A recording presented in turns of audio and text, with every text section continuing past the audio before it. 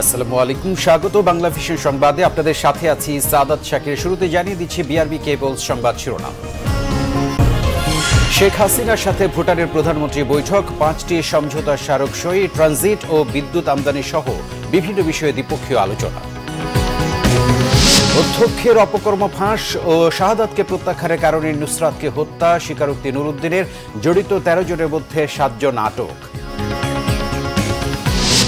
নুসরাত হত্যাকাণ্ডে সরকার দলীয় লোকজন জড়িত, অভিযোগ বিএনপির। আওয়ামী লীগের কেউ জড়িত থাকলে ছাড় নয়, বললেন নাসিম। পহেলা বৈশাখ উদযাপনে ব্যাপক প্রস্তুতি চলছে দেশের বিভিন্ন জায়গায়। নাশকতার কোনো হুমকি নেই, জানিয়েছেন স্বরাষ্ট্রমন্ত্রী।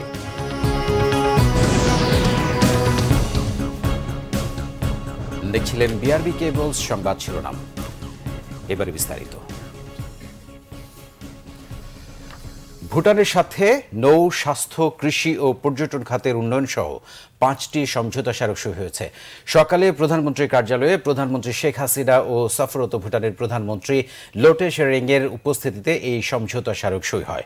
পরে পররাষ্ট্র সচিব শহীদুল হক বলেন, ভুটানের প্রধানমন্ত্রীর এই সফরের মধ্য দিয়ে দুদেশের সম্পর্ক আরও গভীর হবে। ঢাকায় সফররত ভুটানের প্রধানমন্ত্রী ডাক্তার লোটে শেরিংয়ের দ্বিতীয় দিনের ব্যস্ততা শুরু হয় প্রধানমন্ত্রীর কার্যালয় থেকে। সকাল 10টার দিকে শেরিং ও তার সফরসঙ্গীদের কার্যালয়ের টাইগার গেটে স্বাগত জানান প্রধানমন্ত্রী শেখ হাসিনা। আপ্যায়ন পর্ব শেষে একান্ত বৈঠক করেন বন্ধুপ্রতিম দুদেশের 2 শীর্ষ নেতা। পরে শুরু হয় বাংলাদেশ ভুটানের দ্বিপক্ষীয় বৈঠক। প্রধানমন্ত্রী শেখ হাসিনা ও ভুটানের প্রধানমন্ত্রী লোটে শেরিংয়ের উপস্থিতিতে অভ্যন্তরীণ কার্গো চলাচল সহযোগিতা, স্বাস্থ্য খাতে বাংলাদেশ থেকে ভুটানে অভিজ্ঞ চিকিৎসক নেয়া, কৃষিতে সহযোগিতা, সরকারি কর্মকর্তাদের প্রশিক্ষণ ও পর্যটন খাতের উন্নয়নে 5টি সমঝোতা স্মারক সই হয়। 2 প্রধানমন্ত্রীর বৈঠকে অটিস্টিক আঞ্চলিক সহযোগিতা বাড়াতে ট্রানজিট, ভুটান থেকে ভারত হয়ে বিদ্যুৎ আমদানি সহ বিভিন্ন বিষয়ে আলোচনা হয়েছে বলে জানান পররাষ্ট্র সচিব শহীদুল হক। ভুটান আমাদের কাছে 16টি বিষয় ডিউটি ফ্রি, কোটা ফ্রি চেয়েছে। মাননীয় প্রধানমন্ত্রী বলেছেন যে বিষয়টি দেখবেন, আশা করা যায় এটা হবে। ট্রানজিটের ক্ষেত্রে আপনারা জানেন একটা বড় ধরনের উদ্যোগ এই অঞ্চলে আছে, যেটাকে বিবিআইএন বলা হয়ে থাকে। বাংলাদেশ, ভুটান, ইন্ডিয়া এবং নেপালের রোড এবং রেলওয়েজ কানেক্টিভিটির জন্য। এটা যদিও সব রাষ্ট্র সই করেছে, কিন্তু এটা অনুস্বাক্ষরিত ব্যাপারে ভুটান এখনো তাদের পার্লামেন্টে এইটা থ্রু করতে পারেনি। এই বিষয়টা নিয়েও আলোচনা হয়েছে। আওয়ামী লীগ টানা 3য় মেয়াদে সরকার গঠনের পর প্রথম সরকার প্রধান হিসেবে ভুটানের প্রধানমন্ত্রী বাংলাদেশ সফরে আসেন। সানজিদ আহমেদ, বাংলা ভিশন, ঢাকা। অধ্যক্ষ সিরাজউদ্দৌলার অপকর্ম ফাঁস ও শাহাদাতের প্রেমের প্রস্তাবে রাজি না হওয়ায় নুসরাতকে পুড়িয়ে মারার পরিকল্পনা করা হয়েছিল। 4 এপ্রিল জেলখানায় অধ্যক্ষ সিরাজউদ্দৌলার সাথে দেখা করে এই পরিকল্পনা করেছিল নুরুদ্দিন ও শাহাদাত সহ 5 জন। নুসরাত খুনের সঙ্গে 13 জন জড়িত, আটক করা হয়েছে 7 জনকে। নুসরাতকে পুড়িয়ে মারার সময় মাদ্রাসার 2 ছাত্রীও উপস্থিত ছিল। শনিবার রাজধানীর ধানমন্ডিতে পিবিআই কার্যালয়ে এসব তথ্য জানিয়েছেন ডিআইজি বনজ কুমার সরকার।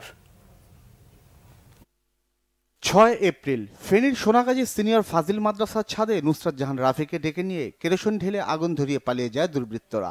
মৃত্যুর সাথে পাঞ্জা লড়ে ঢাকা মেডিকেলের বার্ন ইউনিটে 10 এপ্রিল মারা যায় নুসরাত। মৃত্যুর আগ পর্যন্ত নির্যাতনের প্রতিবাদ ও দোষীদের শাস্তি দাবি করেছেন নুসরাত। নুসরাত হত্যা মামলাটি পিবিআই তদন্ত করে ঘটনায় জড়িত 7 জনকে গ্রেফতার করেছে।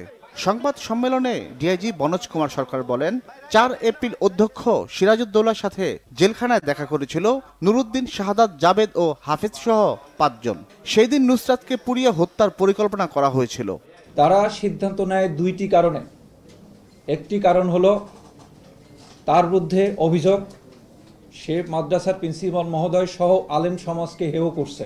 দ্বিতীয় কারণ হলো শাহাদাত দফায় দফায় আমাদের নুসরাত জাহান রাফির কাছে প্রেমের প্রস্তাব দিয়েছে। রাফি এইটা কোনোভাবে অ্যাকসেপ্ট করে নাই।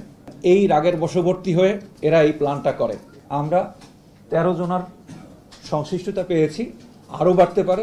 সিরাজ সাহেব সহ 8 জন অ্যারেস্ট আছে। 6 এপ্রিল মাদ্রাসায় পরীক্ষা চলাকালে নুসরাতকে ছাদে ডেকে নিয়েছিল শম্পা নামে এক ছাত্রী। খুনিরা পরিকল্পনা অনুযায়ী কেরোসিন ও বোরকা কিনে রেখেছিল বলেও জানান বনজ কুমার। একটি মেয়ের দায়িত্ব পড়ে 3টা বোরকা আনা এবং কেরোসিন আনা। সে 3টা বোরকা এবং কেরোসিন পলিথিনের ব্যাগে নিয়ে এসে সে ওই 7টা থেকে 9টা পর্যন্ত ওদের ক্লাস হয়, ওই যে সাইক্লোন শেল্টার, এখানে সে শাহাদাত হোসেন শামীমের কাছে হস্তান্তর করে।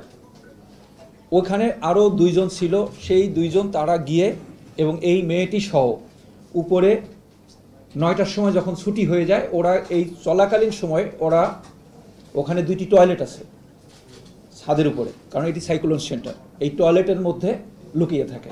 সে গিয়ে প্ল্যান অনুসারে রাফিকে বলে যে নিশাদকে উপরে মারতেছে এবং ওখানে গিয়ে সে আটকিয়ে দেয়, তার ওড়না দিয়ে বেঁধে। ওখানে কিন্তু চিৎকার করলে শোনা যায় না, এটা খুব বড় ক্যাম্পাস, এবং আগুন লাগিয়ে তারা নেমে যায়। নুসরাতকে পুড়িয়ে খুনিরা যাতে নিরাপদে বের হতে পারে তার ব্যবস্থা করেছিল নুরুদ্দিন ও হাফেজ আব্দুল কাদের সহ 5 জন। বাইরে নুরুদ্দিনের নেতৃত্বে 5 জন, এরা গেট পাহারা এবং গেট স্বাভাবিক করার জন্য রাখে। ঘটনা ঘটিয়ে তারা ওখানে পরীক্ষা চলছে, বাইরের লোকজন আসছে, বাইরের লোকের মধ্যে এই হুলস্থুলের মধ্যে তারা মিশে যায় এবং বিভিন্ন লোক যখন বের হয়ে যায় বোরকা পরে এরাও বের হয়ে যায়। তদন্তে যাদের নাম এসেছে তার বাইরেও আরও কেউ জড়িত আছে কিনা তা খতিয়ে দেখা হচ্ছে বলে জানান বনজ কুমার সরকার। জিয়া খান, বাংলা ভিশন, ঢাকা। এদিকে ফেনীর নুসরাত জাহান রাফি হত্যার বিচারের দাবিতে গণভবন থেকে বঙ্গভবন পর্যন্ত মানববন্ধন করেছে বিভিন্ন রাজনৈতিক সামাজিক সংগঠন। মানববন্ধনে বিভিন্ন সংগঠনের নেতারা বলেন, নুসরাত হত্যার বিচার না হলে সরকারের প্রতি জনগণের অনাস্থা তৈরি হবে। এই হত্যার বিচার না হওয়া পর্যন্ত কেউ কেউ কালো ব্যাজ ধারণ করার ঘোষণা দিয়েছে। একটু দেরিতে হলেও নুসরাত হত্যার প্রতিবাদে রাজধানী ঢাকার বিভিন্ন জায়গায় মানববন্ধনের জন্য রাস্তায় নেমেছে বিভিন্ন সংগঠন। গণভবন থেকে বঙ্গভবন পর্যন্ত মানববন্ধন কর্মসূচির অংশ হিসেবে আসাদগেটে নারী অধিকার সংগঠন ও বিভিন্ন এনজিও দাঁড়ায়। এতে টিআইবির নির্বাহী পরিচালক বলেন, বিচারহীনতার সংস্কৃতির কারণে আজ এমন পরিবেশ তৈরি হয়েছে। দেশবাসী যদি সত্যিকার অর্থে ন্যায় বিচার না দেখে এই ঘটনায়, তাহলে মানুষ সরকারের প্রতি মানুষের বিন্দুমাত্র আস্থা আর থাকবে না। রাষ্ট্র কাঠামো সম্পর্কে মানুষ সন্দিহান হয়ে যাবে। রাজুকের সামনে অবস্থান নেয় সিপিবির কেন্দ্রীয় নেতারা। এ সময় 20 থেকে 27 এপ্রিল পর্যন্ত সারা দেশে নারী নির্যাতন প্রতিরোধ সপ্তাহ পালন করার ঘোষণা দেয় সিপিবি। এইটা প্রতিষ্ঠিত হয়ে গেছে যে কোনো অন্যায় বর্বরতা চালানো হোক না কেন, সেইখান থেকে পার পেয়ে যাওয়া যাবে যদি সরকার এবং রাষ্ট্র ক্ষমতার সঙ্গে আমার লাইন ঠিক মতো থাকে। যখন রাফি অসুস্থ ছিল তখন তাকে সিঙ্গাপুরে পাঠানো হবে না থাইল্যান্ডে পাঠানো হবে, সেটাই যত মনোযোগ ছিল। আজকে আমরা বিচারের ক্ষেত্রে সেই মনোযোগটা দেখতে চাই। যে এলাকায় নুসরাতের সাথে এমন নৃশংস ঘটনা ঘটেছে সেই ঢাকাস্থ ফেনী সমিতিও মানববন্ধন করে অধ্যক্ষ সিরাজউদ্দৌলা সহ সবার দৃষ্টান্তমূলক শাস্তি দাবি করেন। কোনোভাবেই যেন দোষীরা পার পেয়ে না যায়, এজন্য সরকারের প্রতি আহ্বান জানানো হয় মানববন্ধন থেকে। দ্রুত বিচার, আইনের বিচার হোক এবং যারা এটা করেছে তারা কেউ যাতে ছাড়া না পায়। জাতীয় প্রেস ক্লাবের সামনে বাংলাদেশ নারী সাংবাদিক কেন্দ্র মানববন্ধন করে প্রতিবাদ জানায়। নুসরাত হত্যার পাশাপাশি মিতু তনু হত্যারও বিচার দাবি করেন তারা। একটা দুটো বিচার করে দেখিয়ে দিক, তনু, নুসরাত এবং আরো অনেকের মতো যেন আমাদের আর জীবন দিতে না হয়। অনেক কষ্ট করে একটা সন্তান মামা বড় করে, সেখানে এইভাবে অপমৃত্যু আমরা আর সহ্য করতে পারছি না। এদিকে বিএফডিসির সামনে মানববন্ধন করে চলচ্চিত্র অভিনয় শিল্পী ও পরিচালক সমিতি। তারাও এই হত্যাকাণ্ডের বিচার দাবি করেন। দীপন দাওয়ান, বাংলা ভিশন, ঢাকা। নুসরাত হত্যা মামলার আরেক আসামি জাভেদ হোসেনের 7 দিনের রিমান্ড মঞ্জুর করেছেন আদালত। দুপুরে ফেনীর জ্যেষ্ঠ বিচারিক হাকিম মোহাম্মদ জাকির হুসাইন এই রিমান্ড আদেশ দেন। মামলার তদন্তকারী কর্মকর্তা ও পিবিআইয়ের পরিদর্শক মোহাম্মদ শাহ আলম জানান, নুসরাত হত্যা মামলার এজাহারভুক্ত 6 নং আসামি জাভেদকে 10 দিনের রিমান্ডের আবেদন করা হয়। আদালত 7 দিনের রিমান্ড মঞ্জুর করেন। এদিকে সোনাগাজী পৌরসভার কাউন্সিলর ও মামলার 4 নম্বর আসামি মাকসুদ আলমের রিমান্ডের শুনানি হবে সোমবার। নুসরাতের গায়ে আগুন দেওয়ার ঘটনাটি আত্মহত্যা বলে চালাতে পুলিশ ও মিডিয়াকে প্রভাবিত করার অভিযোগ আছে তার বিরুদ্ধে। এছাড়া শুক্রবার রাতে হত্যা মামলার 3 নম্বর আসামি শাহাদাত হোসেন শামীমকেও গ্রেফতার করা হয় ময়মনসিংহের মুক্তাগাছা থেকে।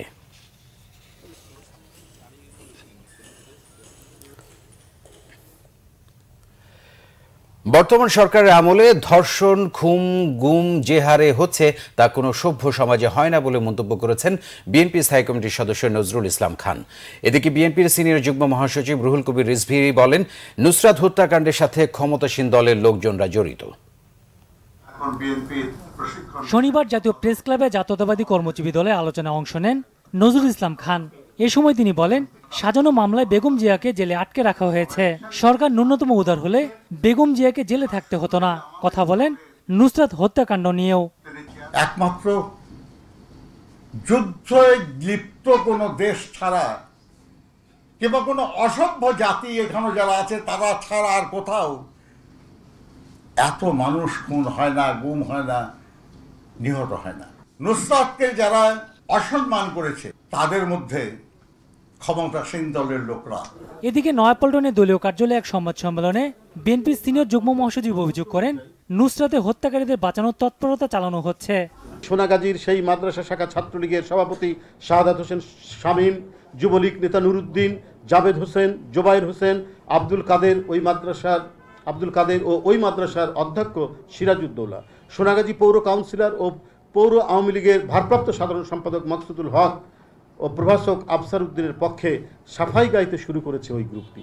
এই যে ছাত্রলীগ যুবলীগের যে নামটি বললাম, এর কোনো উত্তর আছে মাননীয় প্রধানমন্ত্রী?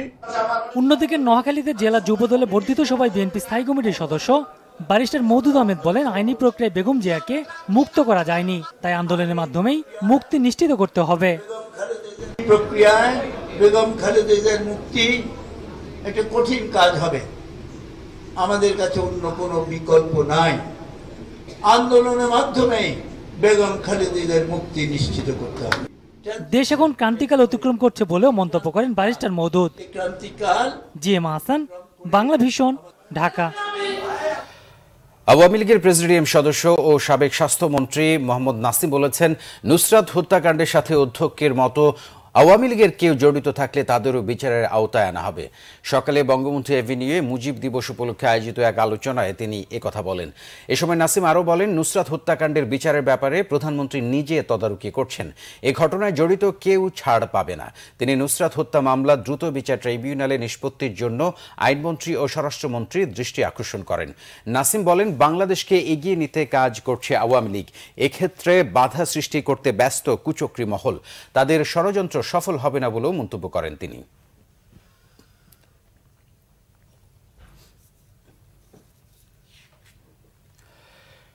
রাত পোহালে পহেলা বৈশাখ, বাঙালির প্রাণের উৎসব বর্ষবরণ। বাংলা নতুন বছরকে স্বাগত জানাতে সারা দেশের মতো রাজধানী চারুকলা ইনস্টিটিউটে চলছে শেষ সময়ের প্রস্তুতি।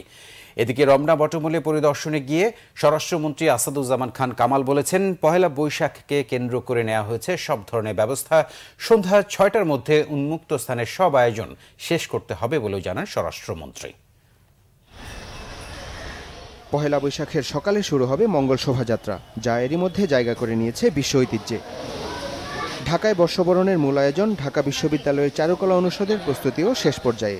বকুলতলার পাশে চলছে উৎসবের মূল আকর্ষণ মঙ্গল শোভাযাত্রার প্রস্তুতি। চলছে শিক্ষার্থীদের দিনরাত পরিশ্রম। এটাই আর কি প্রতিপাদ্য যে আমাকে আমার মতো যেন আমি বেড়ে উঠতে পারি, মাথা তুলে যেন দাঁড়াতে পারি, কারো দ্বারা মানে কি বলবো পরাধীন যেন আমাদের থাকতে না হয় কোনো শক্তি দ্বারা। যেগুলো র্যালিতে যাবে ওগুলো হচ্ছে ফাইনাল কিছু কাজ বাকি, ওগুলো আজকে রাতের মধ্যে হয়ে যাবে। আসলে এটা অপূর্ণ থাকে না, লাস্ট পর্যন্ত মঙ্গল শোভাযাত্রা হয়ে যায় এবং সবকিছু ভালোভাবেই চলতেছে। রমনা বটমূলের নিরাপত্তা ব্যবস্থা দেখতে গিয়ে স্বরাষ্ট্রমন্ত্রী বলেন, পহেলা বৈশাখকে কেন্দ্র করে কেউ নাশকতার চেষ্টা করলে ছাড় দেওয়া হবে না। সামাজিক যোগাযোগ মাধ্যমেও থাকবে আইনশৃঙ্খলা বাহিনীর নজরদারি, যাতে কোনো ধরনের অরাজক পরিস্থিতি সৃষ্টি না হয়। সেই জন্য আমরা আমাদের পুলিশ বাহিনী, নিরাপত্তা বাহিনী সবাই তৈরি রয়েছেন। আমরা ঢাকার বিভিন্ন জায়গায় সিসিটিভি ক্যামেরার আওতায় নিয়ে এসেছি, আর্চওয়ে স্থাপন করেছি। মঙ্গল শোভাযাত্রা যেখানে হবে সেখানে আমরা আরও বিশেষ নিরাপত্তার ব্যবস্থা আমরা নিয়েছি। শাহবাগ থেকে আবার ঢাকা ক্লাব পর্যন্ত যাবে রাইট টার্ন নিয়ে, ঢাকা ক্লাব থেকে ইউটার্ন নিয়ে আবার শাহবাগ হয়ে চারুকলা অনুষদের পাশ দিয়ে এসে টিএসসি ইউটার্ন এবং চারুকলা অনুষদে এসে ফাইনালি এটা শেষ হবে। পহেলা বৈশাখকে কেন্দ্র করে বন্ধ থাকবে শাহবাগ কেন্দ্রিক সবকটি সড়ক। কারওয়ান বাজার থেকে শাহবাগ যেতে বন্ধ থাকবে সড়কটি। এছাড়া নীলক্ষেত মোড়, পলাশী মোড়, চানখারপুল ক্রসিং, 0 পয়েন্ট, কাকরাইল মোড়, বাংলা মোটর মোড় থেকে শাহবাগমুখী সড়কগুলোতে যান চলাচল বন্ধ থাকবে। রিয়াদ তালুকদার, বাংলা ভিশন, ঢাকা। সংবাদের এই পর্যায়ে নিচ্ছি সিবিসি টাইলস সংবাদ বিরতি, সাথে থাকুন, ফিরে এসে থাকছে। ময়মনসিংহ মেডিকেল কলেজে বাংলা নববর্ষের অনুষ্ঠানে যোগ দেবেন ভুটানের প্রধানমন্ত্রী, সাক্ষাৎ করবেন শিক্ষা জীবনের সহপাঠীদের সঙ্গে। নুসরাত হত্যাকারীদের দৃষ্টান্তমূলক শাস্তির দাবিতে দেশের বিভিন্ন জায়গায় মানববন্ধন।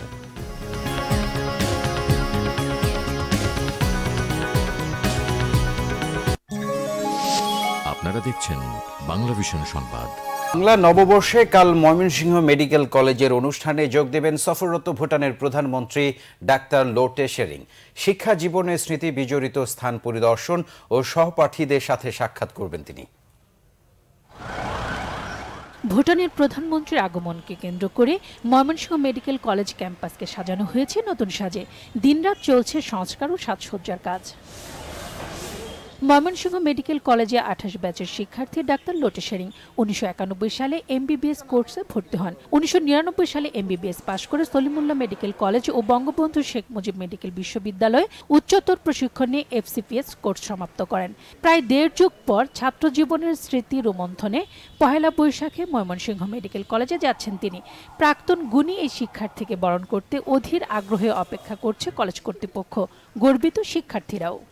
শুভ নববর্ষের দিন উনি আসছেন, তো আমরা সবাই অনেক বেশি ব্যাপারটা এনজয় করব। সম্পূর্ণ প্রস্তুতি সম্পন্ন করেছি। আশা করছি ওনার আগমন এবং ওনার এখানের যে কার্যক্রম সেটা সফল হবে, সার্থক হবে। ধন্য মনে করতেছি যে ভুটানের মাননীয় প্রধানমন্ত্রী লোটে শেরিং এই মেডিকেল কলেজের একজন প্রাক্তন ছাত্র ছিলেন। তাকে বরণ করে নেওয়ার সব ধরনের প্রস্তুতি সম্পন্ন। ডাক্তার লোটে শেরিং ছিলেন খুবই মেধাবী, বন্ধু বৎসল ও ব্যক্তিত্ব সম্পন্ন। তিনি ভুটানের প্রধানমন্ত্রী হয় খুশি সহপাঠীরাও।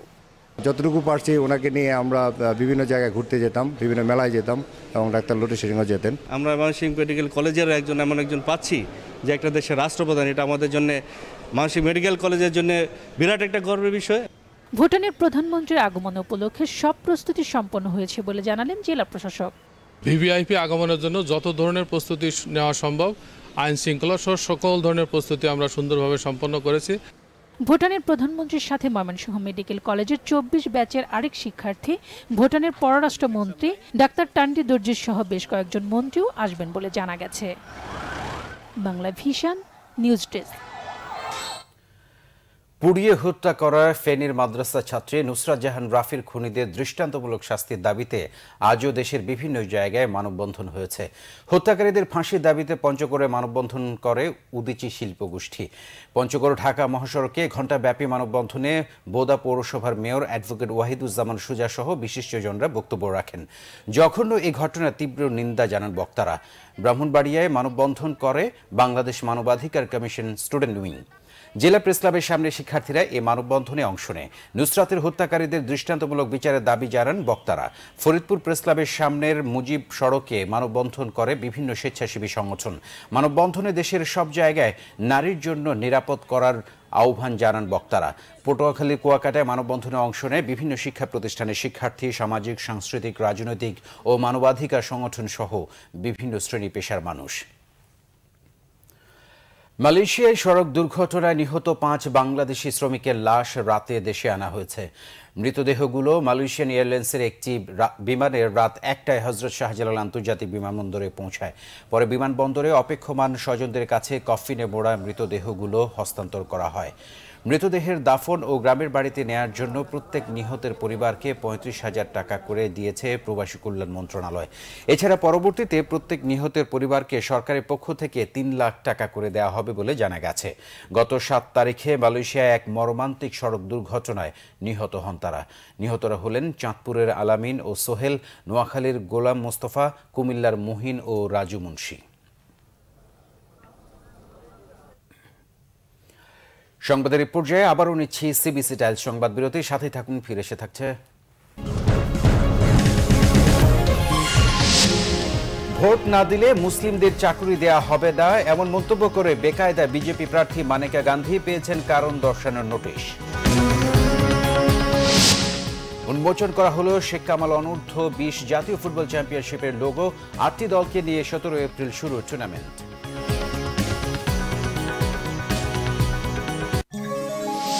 আপনারা দেখছেন বাংলা ভিশন।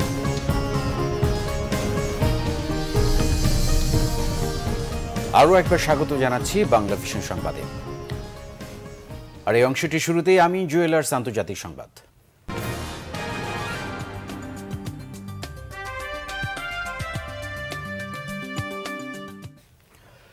ভোট না দিলে মুসলিমদের চাকরি দেয়া হবে না, এমন মন্তব্যের জন্য ভারতের ক্ষমতাসীন বিজেপির প্রার্থী মানেকা গান্ধীকে কারণ দর্শানোর নোটিশ দিয়েছে উত্তরপ্রদেশের সুলতানপুর জেলা ম্যাজিস্ট্রেট।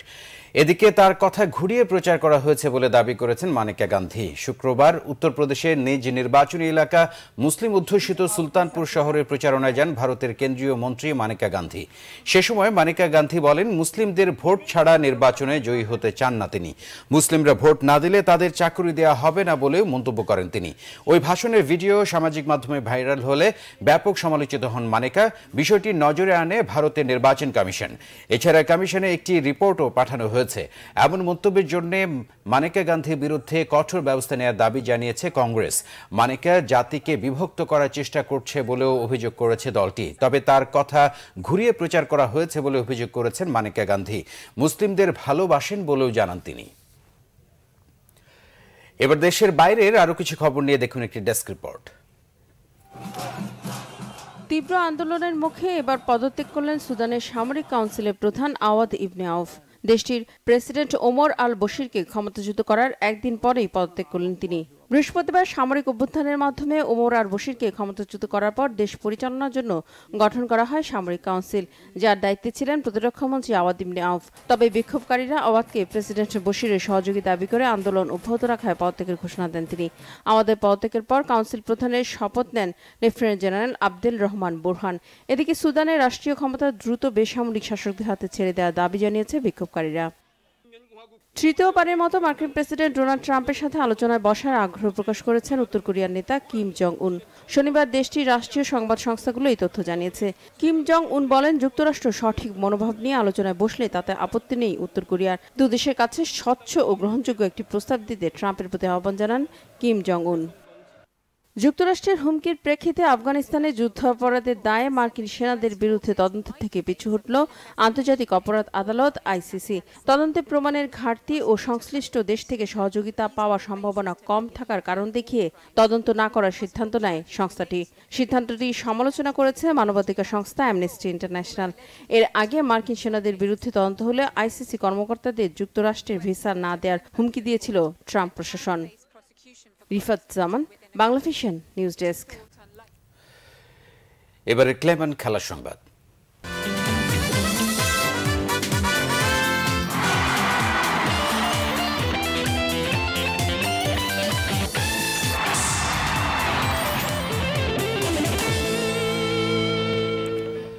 ফুটবল উন্মোচন করা হলো শেখ কামাল অনূর্ধ্ব 20 জাতীয় ফুটবল চ্যাম্পিয়নশিপের লোগো। বাংলাদেশ জেলা ও বিভাগীয় ফুটবল অ্যাসোসিয়েশন বিডিডিএফ এর আয়োজনে টুর্নামেন্টটি শুরু হবে 17 এপ্রিল। 8টি বিভাগীয় দল লড়বে 3টি ভেন্যুতে। জাতীয় দল ও ক্লাব ফুটবলের পাইপলাইন সমৃদ্ধ করতে এই টুর্নামেন্ট থেকে প্রতিভাবানদের গড়ে তোলা হয় মানসম্মত করে, জানিয়েছেন বিডিডিএফ এর মহাসচিব তরফদার রুহুল আমিন। সারা দেশে 64টি জেলায় অনূর্ধ্ব 20 ফুটবলারদের বাছাই প্রক্রিয়ার পর নির্বাচিতদের নিয়ে ট্রেনিং ক্যাম্প শেষে প্রস্তুতি এখন মূল লড়াইয়ের। বাংলাদেশ জেলা ও বিভাগীয় ফুটবল অ্যাসোসিয়েশন বিডিডিএফ এর উদ্যোগে 17 এপ্রিল মাঠে গড়াচ্ছে প্রথম শেখ কামাল অনূর্ধ্ব 20 জাতীয় ফুটবল চ্যাম্পিয়নশিপ। নড়াইল ও নাটোরে গ্রুপ পর্বে লড়বে 8টি বিভাগীয় দল। বঙ্গবন্ধু ট্রাস্টের কাছ থেকে শেখ কামালের নামে এই টুর্নামেন্টের অনুমোদন পাওয়ায় উন্মোচন করা হলো লোগো। সংকট কাটিয়ে ফুটবলের জাগরণে এই টুর্নামেন্ট দিয়ে সামনে এগিয়ে যাওয়ার লক্ষ্য বিডিডিএফ এর। টুর্নামেন্ট আয়োজনের পরিকল্পনা প্রতি বছরই। ফুটবলার পাইপলাইন যেটা ধ্বংস হয়ে গেছে সেই পাইপলাইনটাকে রিপেয়ার করার জন্য এবারে আমাদের নেক্সট ইয়ার যেটা 2020-তে আমরা করব আন্ডার 18 করব, 2021-এ যেটা করব সেটা হচ্ছে আন্ডার 16 হবে। সেটা লং টার্মে মানে তাদেরকে ক্যাম্পিংয়ের মধ্যে রাখতে পারি, কোচিংয়ের মধ্যে যদি রাখতে পারি তাহলে তারাও কিন্তু আস্তে ভালো ভালো প্লেয়ার ওখান থেকে বেরিয়ে আসবে। এটা হচ্ছে প্লেয়ার তৈরি করার জন্য এটা একটা আমাদের একটা সাময়িক কার্যক্রম, যে কার্যক্রমটাতে আমরা আশা করতেছি এখান থেকে ভালো কিছু প্লেয়ার আমরা বের করে নিয়ে আসতে পারবো। ক্রীড়া ও ফুটবল উন্নয়নে শেখ পরিবারের সদস্যদের নামে কোনো প্রতিযোগিতা আয়োজনে এখন থেকে বঙ্গবন্ধু ট্রাস্টের অনুমোদনের প্রয়োজন হবে না জানিয়েছেন ট্রাস্টের সদস্য সচিব শেখ হাফিজুর রহমান। আশা করছেন জাতীয় পর্যায়ের এই টুর্নামেন্ট ফুটবলে নতুন দিগন্তের সূচনা করবে। আন্তর্জাতিক পরিমণ্ডলে গেলেই তো হলো না, আমাদের জিততে হবে, অন্যকে পরাজিত করতে হবে। এই যে ট্রেনিং ফিল্ডটা আজম নাসির এবং তরফদার রুহুল আমিন সাহেব গড়ে তুলেছেন, এই জন্য তারা বাঙালি জাতির ধন্যবাদ প্রাপ্ত। টুর্নামেন্ট আয়োজনে 15ই আগস্টের শহীদদের কারো নামে এখন থেকে এগুলির উপরে বিধিনিষেধ থাকবে না। টুর্নামেন্টের সেমিফাইনাল ও ফাইনাল হবে কক্সবাজারে। ধন্যবাদ আপনাদের। মানিক মাহমুদ, বাংলা ভিশন, ঢাকা। সংবাদ শেষ করব বিআরবি কেবল শিরোনামগুলো আরেকবার জানিয়ে। শেখ হাসিনার সাথে ভুটানের প্রধানমন্ত্রীর বৈঠক, 5টি সমঝোতা স্মারক সই, ট্রানজিট ও বিদ্যুৎ আমদানি সহ বিভিন্ন বিষয়ে দ্বিপক্ষীয় আলোচনা। অধ্যক্ষের অপকর্ম ফাঁস ও শাহাদাতকে প্রত্যাখ্যানের কারণে নুসরাতকে হত্যা, স্বীকারোক্তি নুরুদ্দিনের, জড়িত 13 জনের মধ্যে 7 জন আটক। নুসরাত হত্যাকাণ্ডে সরকার দলীয় লোকজন জড়িত, অভিযোগ বিএনপির, আওয়ামী লীগের কেউ জড়িত থাকলে ছাড় নয় বললেন নাসিম। পহেলা বৈশাখ উদযাপনে ব্যাপক প্রস্তুতি চলছে দেশের বিভিন্ন জায়গায়, নাশকতার কোনো হুমকি নেই জানিয়েছেন স্বরাষ্ট্রমন্ত্রী। প্রিয় দর্শক, এই ছিল এখনকার মতো। আমাদের পরবর্তী সংবাদ রাত 10:30টায় দেখার আমন্ত্রণ রইল। এছাড়া ফেসবুকে বাংলা ভিশন সংবাদ সরাসরি দেখতে লগ ইন করতে পারেন facebook.com/বাংলাভিশনে। ধন্যবাদ এতক্ষণ সাথে থাকার জন্য।